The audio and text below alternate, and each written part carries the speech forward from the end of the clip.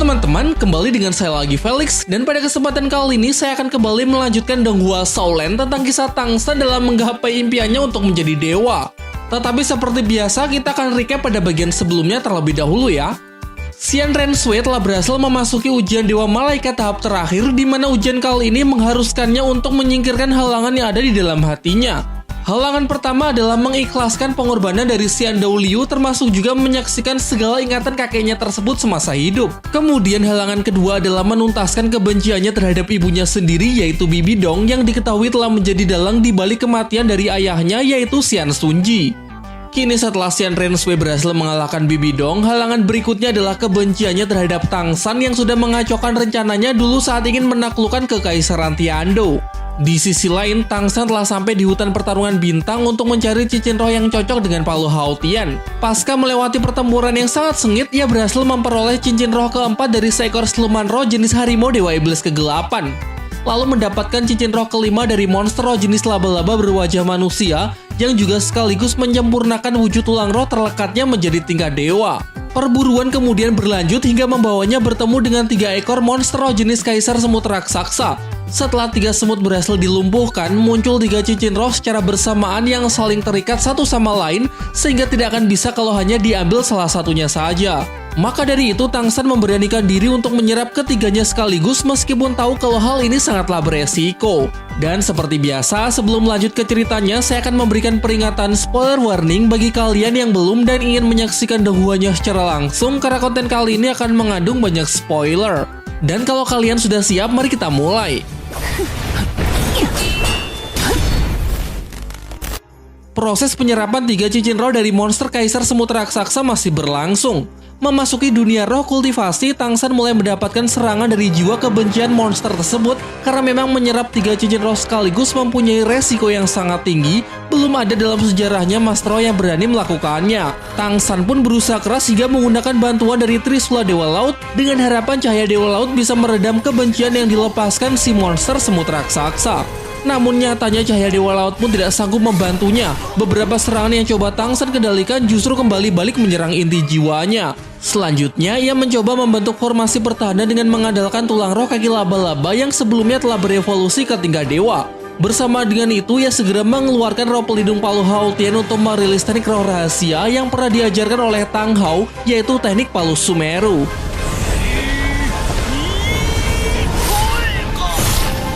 Sayangnya Tangsan belum sepenuhnya menguasai teknik ini, alhasil ketika masih dalam proses membentuk formasi, dengan mudahnya serangan-serangan yang dilancarkan oleh jiwa semut raksasa menggoyahkannya. Di saat sudah hampir menyerah, ia mengingat kembali penjelasan yang pernah disampaikan oleh ayahnya mengenai kunci dari keberhasilan dalam menguasai teknik Palu Sumeru. Ayahnya pernah berkata, angin tidak berbentuk tetapi daunlah yang memiliki bentuk. Tanpa angin, daun yang terjatuh tidak akan bisa terbang, namun tanpa daun, angin juga akan kehilangan fungsinya. Angin utara yang kuat, langit dan bumi pun menjadi gelap.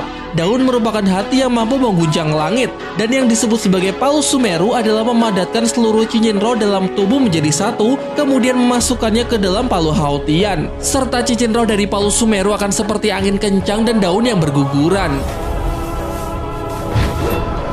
Setelah mengingat beberapa kalimat tersebut, akhirnya Tangsan pun mulai memahami mengenai kunci dari teknik Palu Sumeru.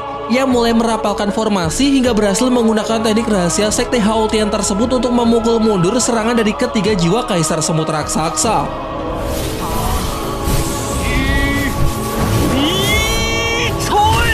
Kemudian tanpa menunggu lebih lama lagi, ia pun juga memanfaatkan gejolak dari Palu Sumeru untuk melanjutkan proses penyerapan dari ketiga cincin roh.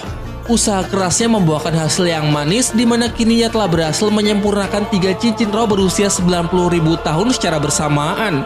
Hanya saja ketika menyerap 3 cincin roh secara bersamaan, ia sempat mendapatkan serangan balik yang cukup mencederai kekuatan roh di dalam tubuhnya. Namun menurutnya sekarang bukanlah waktu yang tepat untuk menstabilkan nafas. Dan benar saja, di tengah kekhawatirannya, tiba-tiba muncul sehelai bulu malaikat yang menjadi pertanda bahwa Xian Renshui sudah tiba di lokasinya. Tangsan yang langsung menyadari kehadirannya kemudian memintanya agar segera keluar. Xian Renshui yang sudah tidak sabar merilis teknik roh kelima pedang para dewa sebagai salam pertemuannya. Dan untuk melawannya, Tangsan mengandalkan kekuatan dari Trisula Dewa Laut, mengingat kekuatan rohnya belum sepenuhnya pulih pasca penyerapan 3 cincin roh barusan. Diketahui bahwa teknik roh kelima milik Xian Renshui ini merupakan teknik sama yang dulu pernah digunakannya saat insiden di Istana Kekaisaran Tiando. Kala itu teknik roh kelimanya yaitu pedang dewa sangatlah kuat di bawah dukungan dari medan malaikatnya. Namun ia tidak menyangka jika sekarang teknik tersebut bisa jauh lebih kuat bahkan tanpa adanya dukungan dari medan apapun. Beberapa tahun tidak bertemu, siapa sangka kekuatan dari Xian Renshui benar-benar sudah tidak bisa ditebak. Xian Renshui kemudian juga mengungkapkan kekagumannya terhadap perkembangan Tang San yang sudah jauh meningkat dari sebelumnya. Tadi ia juga sempat menyaksikan saat Tang San menyerap 3 cincin roh secara bersamaan demi untuk lebih meningkatkan kekuatannya, yang bahkan ia sendiri ragu jika Mas Roh tingkat dewa sekalipun mampu untuk melakukannya. Tang San lalu bertanya, bagaimana bisa kau tahu kalau aku berada di sini? Dengan sombongnya kemudian Xian Renshui menjawab bahwa hal itu bukanlah sesuatu yang sulit karena sekarang semuanya telah berada di dalam pengawasannya. Mendengar jawaban itu, Tang San pun menjadi semakin terkejut karena bagaimana bisa ada orang yang sedang memperhatikan gerakannya tanpa ia sadari. Menurut analisisnya terdapat 2 kemungkinan. Kemungkinan pertama, ini merupakan teknik yang diperoleh dari teknik tulang roh. Berdasarkan rumor yang beredar, Balai Roh Pelindung mempunyai 6 tulang roh legendaris yang telah diwariskan dari generasi ke generasi selama ratusan tahun. Dulu Xian Renshui pernah menggunakan salah satunya saat sedang menyamar menjadi putra mahkota Kekaisaran Tiando. Sehingga teknik yang digunakannya untuk mengamati gerak-gerik Tang San saat ini juga merupakan salah satu dari teknik tulang roh tersebut. Atau justru kemungkinan kedua, di mana Xian Renshui sama sepertinya yaitu membuka jalan untuk menjadi pewaris kekuatan dewa kemudian menggunakan penglihatan mata dewa untuk bisa mengawasinya tanpa diketahui. Namun terentah apapun itu, Tang San tetap saja merasa kalau hal ini sangatlah berbahaya. Xian Renshui kemudian mengingatkan Tang San mengenai perang di Istana Kekaisaran Tiando pada beberapa tahun yang lalu. Demi untuk membalaskan kekalahannya pada waktu itu, hari ini ia ingin menantang Tang San untuk bertarung melawannya secara adil. Namun Tang San langsung mengkoreksi kata adil tersebut karena jelas-jelas Xian Renshui juga tahu kalau kekuatan rohnya belum sepenuhnya pulih dari serangan balik jiwa monster Kaisar Semut Raksasa yang baru ia serap. Kemudian Xian Renshui kembali meyakinkan Tang San kalau ia benar-benar ingin mengalahkannya lewat pertarungan yang adil. Ingat, kalau saja ia hanya ingin menang, maka pasti ia sudah bertindak saat proses penyerapan cincin roh Tang San sedang berlangsung. Seperti yang sudah pernah dijelaskan, yaitu ketika seseorang sedang menyerap cincin roh, maka tubuh akan memasuki kondisi terlemah. Namun Xian Renshui tidak mau mengambil kesempatan ini untuk menyerangnya dan lebih memilih untuk menunggunya sampai selesai. Hal ini pun cukup jelas membuktikan bahwa Xian Renshui memang benar-benar menginginkan pertarungan yang seadil-adilnya. Dan dengan mempertimbangkan kekuatan roh milik Tang San yang masih belum pulih, Xian Renshui ingin mengajak Tang San untuk berduel namun tanpa melibatkan kekuatan roh, melainkan hanya dengan mengandalkan masing-masing senjata mereka. Ia akan menggunakan pedang malaikat mulia warisan dari leluhurnya, sedangkan Tang San menggunakan senjata Trisula Dewa Laut miliknya. Tang San pun kembali berpikir bahwa jika hanya bertarung dengan senjata dewa maka hal ini tentu bisa menguntungkannya. Namun sebenarnya ia masih bertanya-tanya mengapa Xian Renshui mengajaknya bertarung dengan cara seperti ini, padahal jelas-jelas sekarang cucu dari Xian Douliu tersebut bisa lebih unggul. Entah sungguh ingin menjunjung keadilan atau justru mempunyai rencana tersembunyi. Akan tetapi dengan tidak menyerangnya saat sedang menyerap cincin roh, ia rasa hal itu cukup untuk menunjukkan niat dari Xian Renshui. Jadi dengan ini ia pun sepakat untuk menerima tantangan yang diajukan oleh Xian Renshui, yaitu bertarung dengan mengandalkan masing-masing senjata di tangan mereka, dan barang siapa yang terlebih dahulu menjatuhkan senjatanya maka akan dinyatakan kalah. Pertarungan mereka dimulai. Tang San tidak menyangka jika kekuatan pikiran Dewa Laut yang masih tertinggal di dalam Trisula Dewa Lautnya menciptakan kesamaan yang begitu kuat terhadap senjata milik Xian Renshui. Hal yang sama pun nampaknya juga dapat dirasakan oleh Xian Renshui, di mana bahkan tangannya sampai gemetar dalam menahan resonansi dari 2 senjata dewa tersebut. Di awal keduanya mulai saling menyerang, namun terlihat jelas kalau Xian Renshui lah yang lebih ofensif.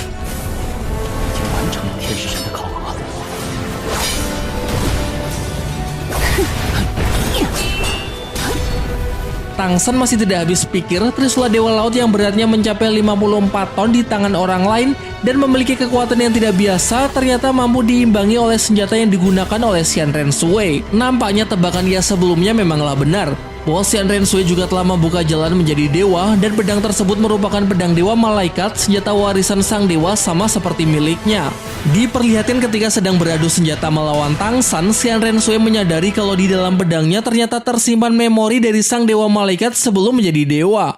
Dalam ingatan tersebut, Xian Renshui menyaksikan sebuah desa yang hancur akibat serangan dari sesosok monster roh jahat Hingga tak lama setelah itu muncullah dua Masro yang bekerja sama untuk mengalahkan monster raksasa tersebut. Dan persis sesuai dengan tebakannya bahwa mereka berdua adalah dewa laut dan dewa malaikat muda sebelum keduanya menjadi dewa seperti sekarang. Diperlihatkan sang dewa laut dengan kekuatan airnya mampu memadamkan kobaran api dan kembali membawa kehidupan yang sempat dirusak oleh para makhluk jahat.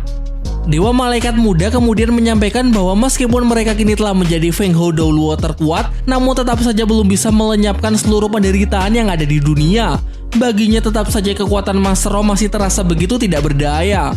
Dewa laut pun sedikit mengkritik pemikiran dewa malaikat yang terdengar sangat ambisius. Mengingat dunia yang begitu luas sehingga mana mungkin mereka berdua bisa mengatasi semua permasalahan. Menurutnya lakukan saja yang terbaik semampunya, ia rasa itu sudahlah cukup. Seperti kata pepatah, sedikit demi sedikit lama-lama akan menjadi bukit. Namun sang dewa malaikat dengan penuh ambisiusnya masih saja ingin melakukan yang lebih. Menurutnya asalkan cukup mempunyai kekuatan maka segala sesuatu pasti akan bisa ia kendalikan. Dan demi untuk mencapai hal itu, dewa malaikat percaya bahwa puncak kultivasi dari seorang Masro akan mampu menerobos batasan manusia hingga mungkin bisa menjadi dewa yang abadi. Dewa laut muda yang mendengarnya nampak meragukan teori tersebut karena baginya menjadi dewa hanyalah sebuah legenda. Namun ia memuji tekad dari dewa malaikat yang selalu ingin menjadi lebih kuat. Dan jika hal itu memang benar adanya, di mana seandainya berhasil menjadi dewa akan dapat membawa perubahan lebih baik bagi dunia, maka ia pun juga bersedia untuk mencobanya. Dewa malaikat lalu mengungkapkan bahwa ia tidak akan kalah. Ia yang akan membuktikan bahwa orang yang mampu mengubah dunia adalah dirinya. Shin kemudian kembali ke pertarungan Xian Renshui yang masih saling beradu senjata dewa. Ia yakin bahwa pertarungannya melawan Tang San memanglah sudah ditakdirkan sehingga hari ini juga ia bertekad untuk mengalahkannya.